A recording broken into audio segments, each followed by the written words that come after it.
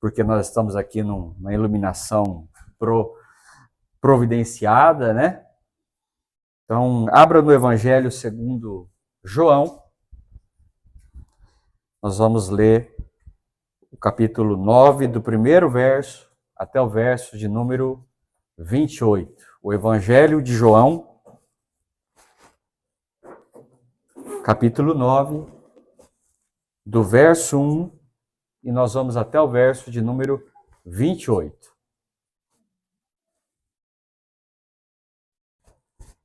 É um texto bem conhecido por todos, e diz assim: Ao passar, Jesus viu um cego de nascença. Seus discípulos lhe perguntaram: Mestre, quem pecou, este homem ou seus pais, para que ele nascesse cego? Disse Jesus: Nem ele, nem seus pais pecaram, mas isso aconteceu para que a obra de Deus se manifestasse na vida dele. Enquanto é dia, enquanto é tempo, enquanto dá tempo, precisamos realizar a obra daquele que me enviou. A noite se aproxima, quando ninguém pode trabalhar. Enquanto estou no mundo, eu sou a luz do mundo.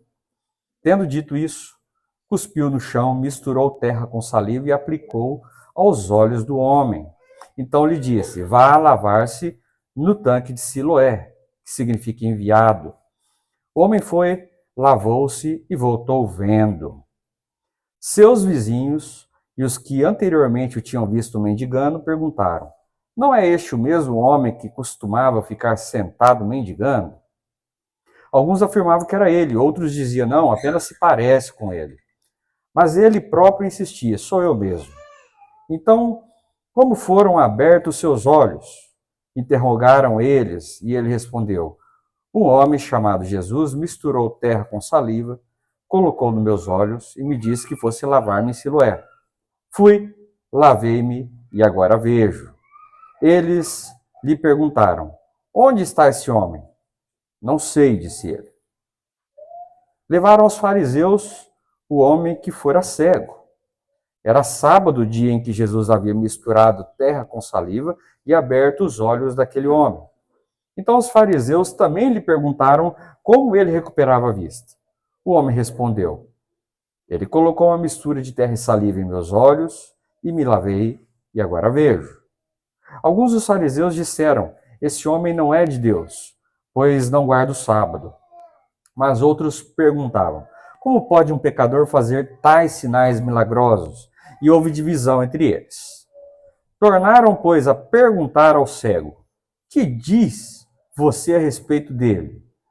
Foram seus olhos que ele abriu. O homem respondeu: Ele é um profeta. Os judeus não acreditavam que ele fora cego e havia sido curado, enquanto não mandaram buscar os seus pais. Então perguntaram aos pais: Este é seu filho, o qual vocês dizem que nasceu cego? Como ele pode ver agora? Responderam os pais: Sabemos que ele é nosso filho e que nasceu cego, mas não sabemos como ele agora pode abrir. Mas não sabemos como ele pode ver agora ou quem lhe abriu os olhos. Perguntem a ele. Ele tem idade, ele é maior de idade. Falará por si mesmo. Então, seus pais disseram isso porque tinham medo dos judeus, pois esses já haviam decidido que, se alguém confessasse que Jesus era o Cristo, seria expulso da sinagoga. Foi por isso que seus pais disseram: Ele tem idade, pergunte a ele. Pela segunda vez chamaram um homem que foi cego e lhe perguntaram: Para a glória de Deus, diga a verdade. Sabemos que esse homem é pecador. Ele respondeu: Não sei se ele é pecador ou não. Uma coisa eu sei: eu era cego e agora vejo. Então lhe perguntaram: O que fez ele a você? Como abriu seus olhos? Ele respondeu: Eu já disse a vocês e não me deram ouvido. Por que querem ouvir outra vez? Acaso vocês também querem ser discípulos dele? Então eles o insultaram e disseram: Discípulo dele é você. Nós somos discípulos de Moisés. Até aqui. Feche seus olhos. Pai amado, queremos te dar graça por esse tempo na sua presença, tempo de muita graça, tempo de muita misericórdia, tempo onde um renovo está acontecendo no nosso meio, Senhor. Nós estamos encaminhando para a última etapa do nosso ano, o ano de 2025, e sabemos que o Senhor está conosco, como esteve até aqui. É o que nós te pedimos no nome de Jesus. Amém. É isso mesmo, amanhã é o primeiro dia do último quadrimestre do ano. Amanhã, dia 1º de setembro, começa a última etapa do ano. Nós já tivemos 3 quadrimestres, agora estamos caminhando para o final do ano, para a última parte do ano. E no início do ano, lá em janeiro, o pastor Edson, inclusive, estava de férias, eu tive a oportunidade, juntamente com o Lucas, missionário Lucas, de trazer uma série de mensagens que eu costumo chamar de preparação para o ano. E em 3 mensagens, o Lucas e eu, nós falamos que esse ano nós teríamos oportunidades. Isso foi usado o texto de Mateus, capítulo 25, de 14 a 30. A parábola dos talentos. Eu disse que esse ano, o ano de 2025, teríamos muitas oportunidades. E tivemos, graças a Deus. Depois da mensagem onde o Lucas pregou o Salmo 23, ele diz que esse ano devemos confiar. Confiar em Deus. E confiamos. Estamos aqui confiando em Deus, confiando na sua obra na nossa vida, confiando naquilo que Ele tem feito no nosso meio. E por fim, eu disse que esse ano, o ano de 2025, teríamos obstáculos. E eu preguei a segunda carta do apóstolo Paulo aos Coríntios, capítulo 1, do verso 1 até o verso 11. Você pode confirmar em casa depois. E eu disse que teríamos obstáculos. E tivemos. Esse ano nós tivemos oportunidades. Esse ano também tivemos obstáculos. E talvez você chegou até aqui, indo para o final do ano, se encaminhando para acabar o ano, e você chegou aqui frustrado. Você chegou aqui desmotivado, porque você esperava outras coisas do ano. Você esperava que fosse um ano um pouco mais fácil. Eu não vou mentir para você, eu achava que 2025 seria um pouco mais fácil do que está sendo. Eu passei e estou passando por obstáculos, mas eu também tive e terei ainda mais oportunidades. E de tudo isso, nada mudou, porque eu confiei, você confiou que o Senhor tem cuidado de você. E nós continuaremos confiando que o Senhor vai continuar cuidando de nós, cuidando do nosso ano, daquilo que resta do nosso ano. O tema de hoje é esse: enquanto dá tempo, enquanto é dia, enquanto a gente ainda tem tempo. Porque sim, você e eu ainda temos tempo para o nosso ano. Ainda dá tempo de fazer muita coisa. O ano está caminhando para o final, mas ainda dá tempo da gente se posicionar da forma que o Senhor gostaria que a gente se posicionasse. Ainda dá tempo de a gente se tornar aquele que o Senhor quer que a gente se torne. Ainda dá tempo da gente abandonar algumas coisas que a gente ainda não conseguiu abandonar até aqui no ano de 2025, e que você talvez lá na hora que fez aquele seu checklist, sua listinha de coisas para o ano, você colocou: eu preciso fazer isso. Até agora não deu. Eu preciso abandonar isso. Talvez uma prática que você deveria ter abandonado há muito tempo. Em 2025 eu vou conseguir. E talvez ainda não deu. Ainda é dia. Ainda dá tempo. É muito importante a consciência daquilo que nós estamos fazendo. ter consciência de que amanhã começa o último quadrimestre do ano é importante para você e para mim. Porque você e eu podemos nos posicionar nessa noite. Buscar aquilo que o Senhor quer para a gente ainda esse ano.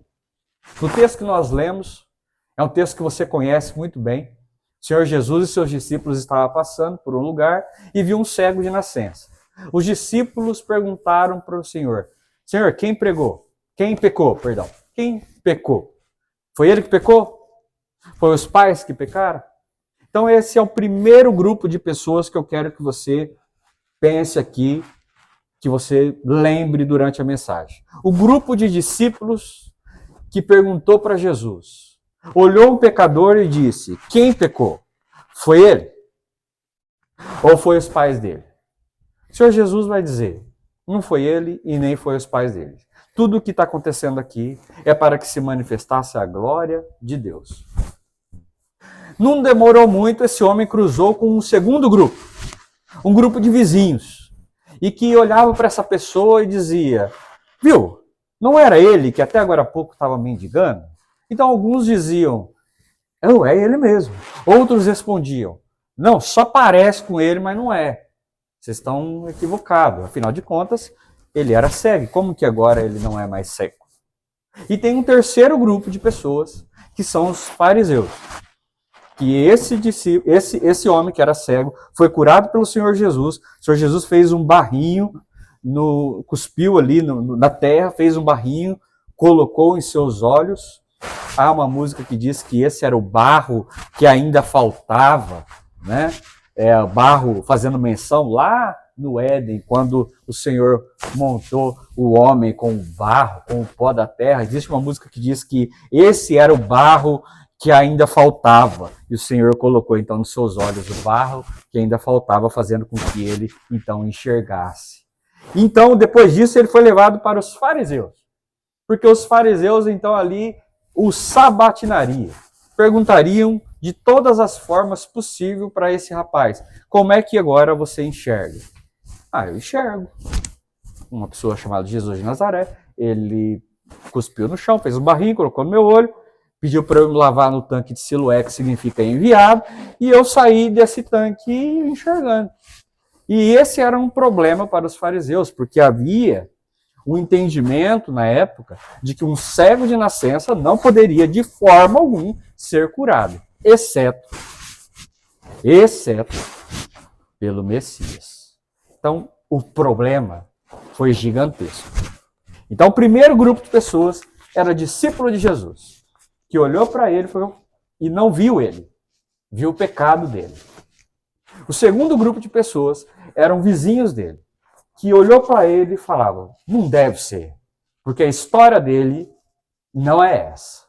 E um terceiro grupo de pessoas, de fariseus, de mestres da lei, que estavam céticos a respeito dele. Chamou pai, chamou mãe, chamou o periquito, chamou o cachorro. Viu, esse homem, ele mesmo, não é ele, é ele. Enfim, de que jeito que esse homem é ele? Os fariseus. E por fim, esse homem deu uma intimada que eu gosto demais nesses fariseus. Olha, você já está me perguntando pela milésima vez, eu já estou te respondendo pela milésima vez. Estou desconfiado que vocês querem ser discípulo dele. Esse homem é corajoso. Esse homem é muito corajoso. Estou desconfiado que você quer ser discípulo dele. O texto diz que ele se sentiu insultado. Não, pode deixar o morcego, gente. Se tudo der certo, eles não nos atacam. Ele quer a frutinha, fica tranquilo. Nosso luau está sendo autêntico. Autêntico. Luau que se preze tem que ter morcego. Deixa ele aí. Esse homem se insultou os fariseus. E os fariseus respondeu a pergunta: discípulo deles é você. Discípulo de Jesus é você. Porque nós somos discípulos de Moisés. E aí eu quero te perguntar, nesse tempo que te falta para terminar o ano, que grupo você faz parte? De quem você é discípulo? Você é discípulo de Jesus de Nazaré? ou você é discípulo de Moisés? Porque você ouviu mensagens do pastor Edson e mensagens do pastor Tiago por quase um ano. E nesse quase um ano, em 2025, vocês ouviram a respeito de sermos discípulos de Jesus. Mas talvez, até aqui, 31 de agosto de 2025, você ainda tem dúvidas a respeito de como ser discípulo de Jesus. E o texto que nós lemos e a mensagem de hoje é: ainda dá tempo. Ainda dá tempo de você se posicionar. Em que grupo você quer ser parte? Porque o primeiro ponto que eu quero trazer para você é assim, ó, ainda dá tempo de se posicionar contra o seu pecado. Talvez no início do ano você falou lá, esse ano eu quero abandonar esse meu pecado. Esse ano eu quero um ano diferente. Eu quero ter uma vida espiritual da forma com que o Senhor Jesus quer para a minha vida. Eu quero abandonar isso que está muito difícil. Só que é o meu pecado. Eu tenho que abandonar o meu pecado. E eu não posso ser encontrado, eu não posso, eu não quero, eu não devo, até o fim do ano, irmão, ser encontrado num grupo que é chamado de discípulo de Jesus, como o grupo que caminhava com o Senhor Jesus.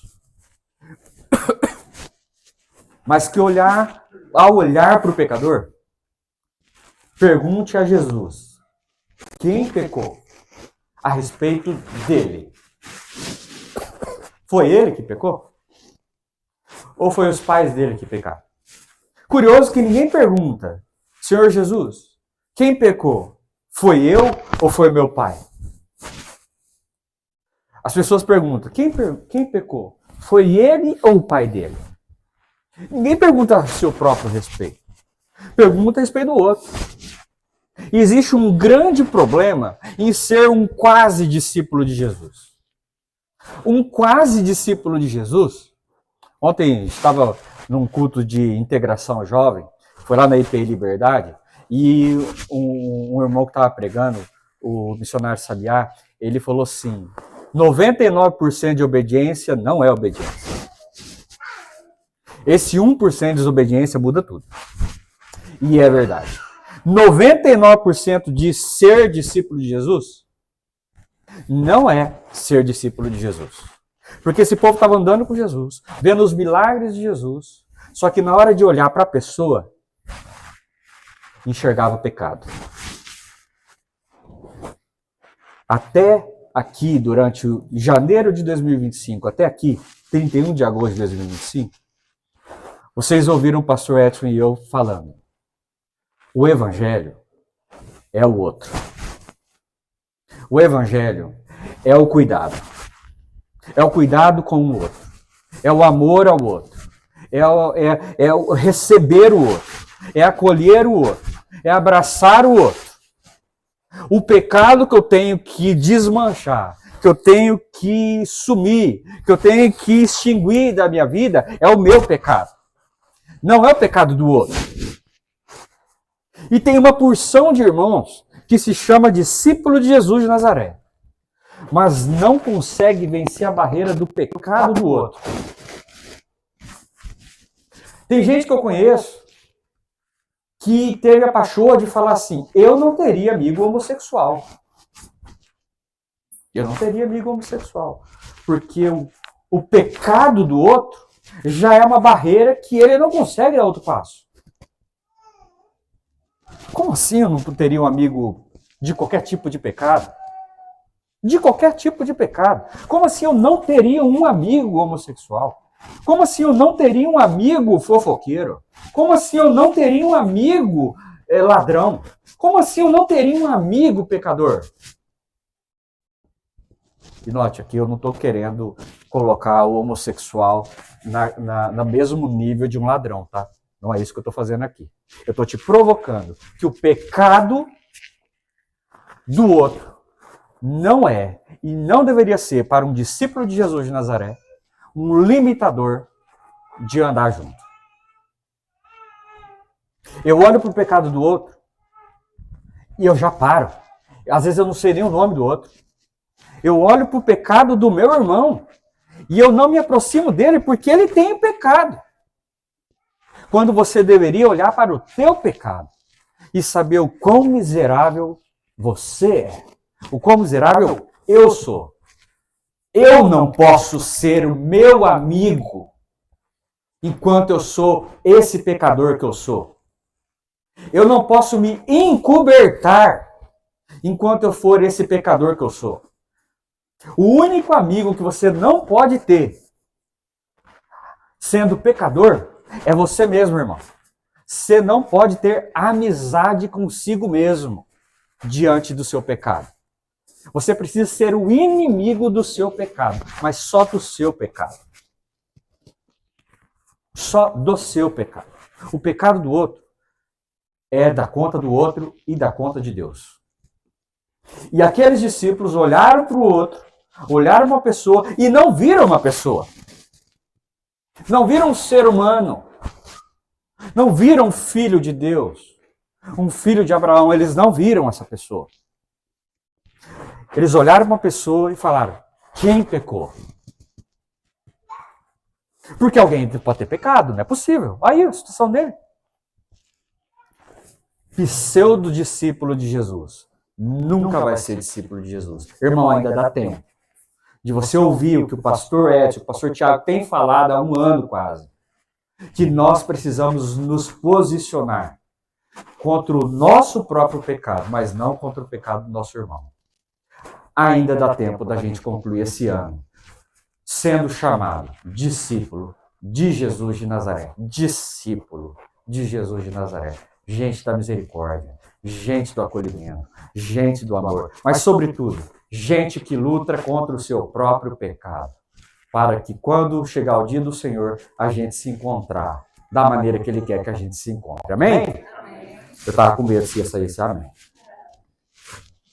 Segundo ponto que ainda dá tempo é que ainda dá tempo de parar de viver preso ao passado. Ainda dá tempo de parar de viver preso ao passado. Você sabe por quê? Porque o Senhor Jesus foi lá, curou esse cego. Esse cego andou alguns passos e encontrou pessoas que até via a pessoa. Diferente dos discípulos de Jesus, que não via uma pessoa, via o seu pecado, o seu carimbo. Os vizinhos dele viam uma pessoa. Só que via uma pessoa do passado. Via uma pessoa e falava assim: viu, você não é aquele que não dá certo em nada? Não é aquele ali que nada dá certo? Viu, não é aquele um que vive enfundado em dívida? Viu, não é esse aquele que vive tendo problema no casamento, só dá trabalho? Viu, aquele ali não é filho da fulana ali que... Rapaz, que família, né? Gente que olha para você, enxerga aquilo que você foi. E dá tempo de você não ser mais esse tipo de pessoa na vida do teu irmão. Dá tempo de você mudar a sua vida e não ser reconhecido como os seus pecados do passado. Ainda dá tempo. A partir de amanhã você ainda tem mais 4 meses de posicionamento contra aquilo que você foi no passado. Mas você também tem 4 meses para se posicionar diferente com relação às pessoas que passam por você. Pensa o trabalhão que o apóstolo Paulo teve desde que deixou de ser um perseguidor para ser talvez o maior apóstolo, provavelmente o maior apóstolo de Jesus. Porque assim, o homem matava. O apóstolo Paulo foi responsável por centenas de mortes de cristãos. A Bíblia não deixa claro o número, mas muita gente morreu na mão do homem. E de repente o apóstolo Paulo é o apóstolo da graça. É reconhecido como o apóstolo da graça. Talvez até o apóstolo permissivo, Rapaz, tudo pode agora. Esse negócio de graça, a gente não está acostumado com esse negócio de graça. Tanto que aos Gálatas, o apóstolo Paulo vai falar assim: se qualquer evangelho, qualquer sistema teológico, qualquer sistema de ensino que não seja o da graça, chega até vocês, mesmo que um anjo traga um ensino que não seja da graça, que seja maldito. Qualquer evangelho que não seja da graça, seja maldito. Qualquer pessoa que traga um pseudo-evangelho, que seja maldito. Olha que palavra pesada. Talvez sua Bíblia esteja escrito anátema. Que pesado. Porque não existe outra coisa senão a graça. Para o discípulo de Jesus, a graça é só o que nós temos. É só a graça que nos basta. A graça de Jesus nos basta. O nosso passado, ele não é nada perto da graça. O passado do teu irmão, ele não existe perto da graça de Cristo. Porque qualquer ponto que ainda sobressaia, qualquer ponto ainda possível que desfoque a mudança, a transformação do teu irmão, a sua transformação, o apóstolo Paulo vai chamar assim: esse ponto é maldito. Esse sistema de entendimento é maldito. Não é fácil virar a página, eu sei disso. Para Paulo foi difícil. Para você é difícil. Mas deixa eu falar para você. Amanhã inicia a reta final do teu ano. E você pode chegar no final do teu ano deixando aquele pecado que você se posicionou e às vezes até já errou, já caiu de novo, para trás. Você não vai ser mais reconhecido como aquela pessoa, aquele que mendigava, aquele que chorava, aquele que... Você não vai ser mais reconhecido. No nome de Jesus, você não pode mais ser reconhecido. Ainda dá tempo. Enquanto é dia, você precisa virar essa página. Ainda dá tempo de se posicionar para que você termine o seu ano de uma forma abençoada, de uma forma que abençoe a vida da sua família, abençoe a vida dos seus filhos, abençoe a vida dos seus pais, abençoe a sua esposa, abençoe seu marido. Ainda dá tempo de você ser um abençoador.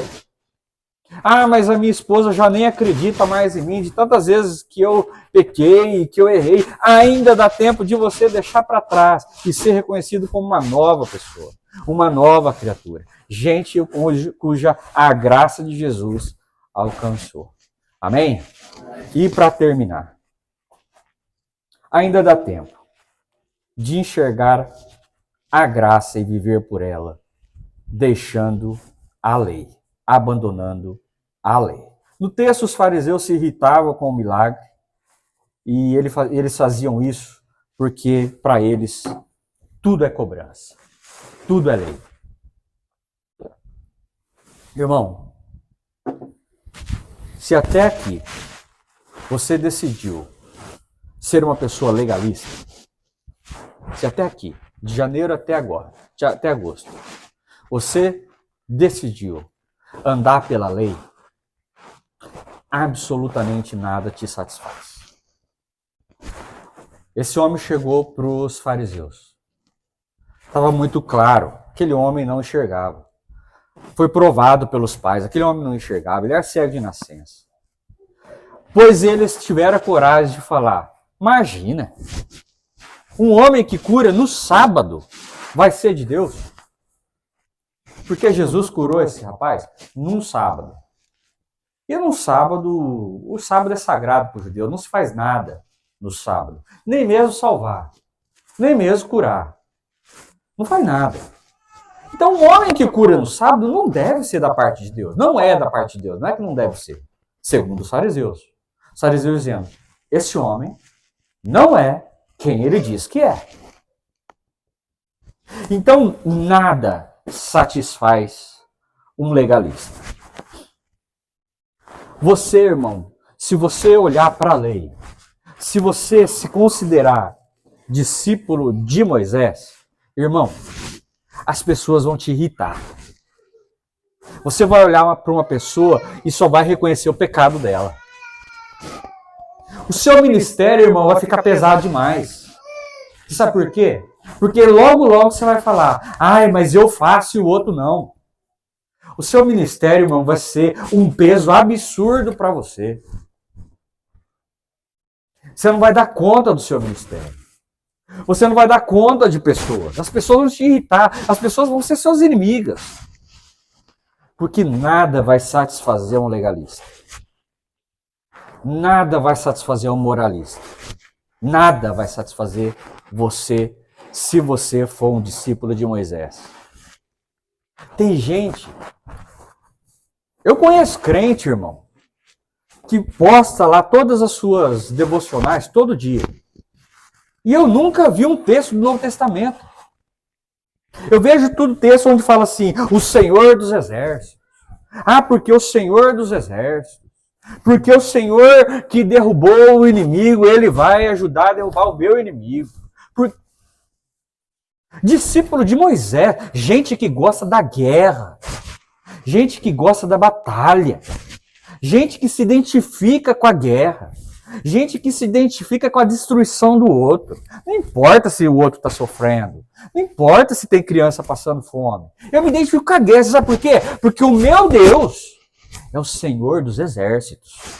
É o Senhor que derruba os meus inimigos. Que derruba os inimigos dele. O curioso é que gente da graça é gente que se relaciona com Deus através do Deus Jesus de Nazaré. E que olha para Jesus de Nazaré, que é o Deus que foi chamado o príncipe da paz. E através de Jesus de Nazaré ele conhece Deus. Porque Jesus é a exata e perfeita imagem do Pai. Jesus, irmão, que é a imagem de Deus, ele é o Deus que você precisa conhecer. O Deus que você precisa conhecer é Jesus. Não existe outro Deus que é para você, irmão. As manifestações de Deus do passado eram para um povo primitivo do passado. Você, irmão, está proibido de adorar um Deus que é Senhor dos Exércitos. Você está proibido. Você está proibido de adorar qualquer Deus que não seja o príncipe da paz. Porque o apóstolo Paulo vai falar assim, nele nós fomos reconciliados com o mundo. Irmão, você é reconciliado com o mundo. Todas as coisas estão em Cristo Jesus reconciliadas com Deus. Não existe mais inimizade do teu irmão para com Deus. Não existe mais inimizade sua para com Deus. Não existe mais inimizade da criação para com Deus. Porque Cristo reconciliou você, eu e os seus irmãos e aquelas pessoas que você não suporta olhar na cara. Porque quando olha na cara dele, só vê o pecado. Cristo reconciliou ela com Deus. Você, irmão, é chamado discípulo daquele que foi chamado o príncipe da paz. Ou você é o discípulo daquele que foi chamado príncipe da paz, ou você é um pseudo-discípulo que passa pela pessoa e só vê o pecado dela. E não sabe nem o nome dela, não sabe onde ela mora, não sabe se ela tem qualquer outro problema que não tem a ver com o pecado dela. Você sabe por que você não sabe? Porque se essa pessoa está passando por qualquer outro problema que não tem nada a ver, quem sabe, com a sexualidade dela? Porque a sexualidade dela foi suficiente para você nem conhecer ela mais.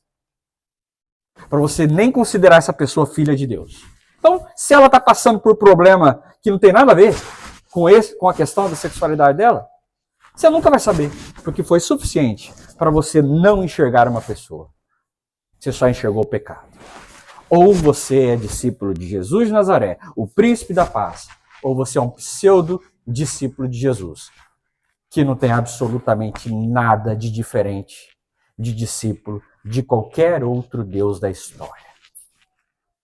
Ainda dá tempo de você se posicionar. De que Deus é o seu. Discípulo de quem você é. De Moisés ou de Jesus de Nazaré? Enquanto é dia, você precisa tomar essa decisão. O ano está acabando. E nós precisamos chegar dia 31 de dezembro. Outras pessoas. Dia 31 de dezembro. A IPI Novo Horizonte precisa ser uma outra igreja, irmão. Precisa ser uma outra igreja. Precisa ser uma igreja de amor. Muitas vezes nós damos passos de amor, mas nós precisamos nos transformar numa igreja de amor. Numa igreja acolhedora. Para que o ano 2026 seja um ano abençoado. E que aí a gente vai estar falando de outras coisas que não seja essa. E que tudo isso glorifique o nome que é acima de todo nome. O nome de Jesus. Amém. Fica todo de pé.